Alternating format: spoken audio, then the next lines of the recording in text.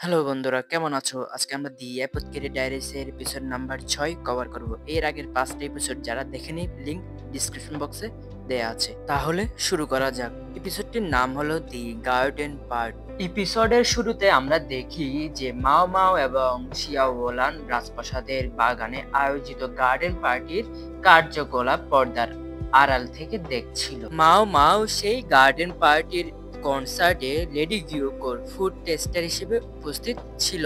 মাও মাও বিভিন্ন কনসার্টদের এবং তাদের লেডি ওয়েটিংদের মধ্যকার সম্পর্ক ও গুঞ্জন সম্পর্কে তথ্য সংগ্রহ করে। এই সময়ে তিনি লিহাওকু নামের একজন অফিসারের কাছ থেকে এবং পরে কনসার্ট লিহুয়ার কাছ থেকে উপহার হিসেবে ইয়ারপিন পান। এই উপহারগুলো দেখে লেডি গিয়োকোর লেডিং ওয়েটিং গুলো অবাক হয়ে যায়। তারপর গার্ডেন পার্টির মূল অংশে মাও মাও যখন খাবারের স্বাদ পরীক্ষা করছিল তখন সে দুটি ডিশের দিকে নজর দেয়। প্রথমে মাও মাও মাছের ডিশটি পরীক্ষা করে এবং দেখতে পায় যে লেডি গিয়োকোর ডিশে অন্য একটি কনসার্ট লেডি লিসুর অ্যালার্জির কারণ হতে পারে এমন একটি উপাদান অনুপস্থিত। বন্ধুরা, লেডি লিসু হলো সম্রাটের 4জন পত্নীর মধ্যে একজন, আর লেডি লিসুর ম্যাকারেল জাতীয় মাছে অ্যালার্জি আছে। মাও মাও বুঝতে পারে যে লেডি লিসুর খাবার হয়তো লেডি গিয়োকোর সাথে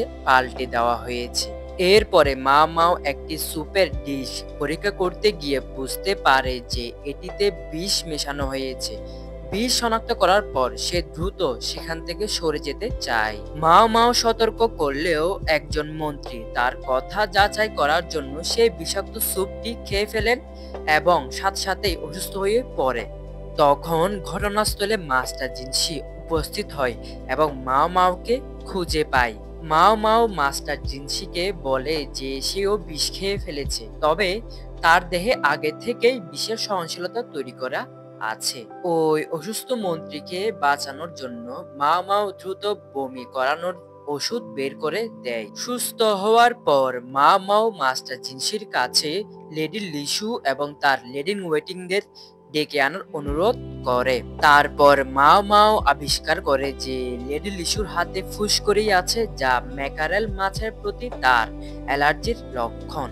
মাও মাও এই সিদ্ধান্তে আসে যে লেডি লিসুর একজন লেডি ওয়েটিং ইচ্ছাকৃতভাবে তার খাবারটি লেডি গিয়োকোর খাবারের সাথে পাল্টে দিয়েছিল, কারণ সে লিসুকে তার পছন্দের খাবার নিয়ে অতিরিক্ত বাছ বিচার করার জন্য শিক্ষা দিতে চেয়েছিল। কিন্তু আসল ষড়যন্ত্রটি ছিল স্যুপে বিষ মিশানো। খাবারের অদল বদল হওয়ার কারণে সেই বিষাক্ত স্যুপটি আসলে লেডি লিসুর পরিবর্তে লেডি গিয়োকোর পেটে যাচ্ছিল।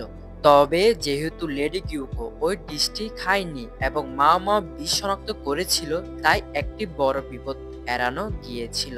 এখানেও মাও মাও তার জ্ঞান ব্যবহার করে প্রমাণ করে যে বিষয়টি লেডি লিসুকে লক্ষ্য করে দেওয়া হয়েছিল, কিন্তু খাবারের ভুলের কারণে তা অন্যদিকে চলে যায়। এই ঘটনাটি অন্তঃপুরের গভীর ষড়যন্ত্রের দিকে ইঙ্গিত করে।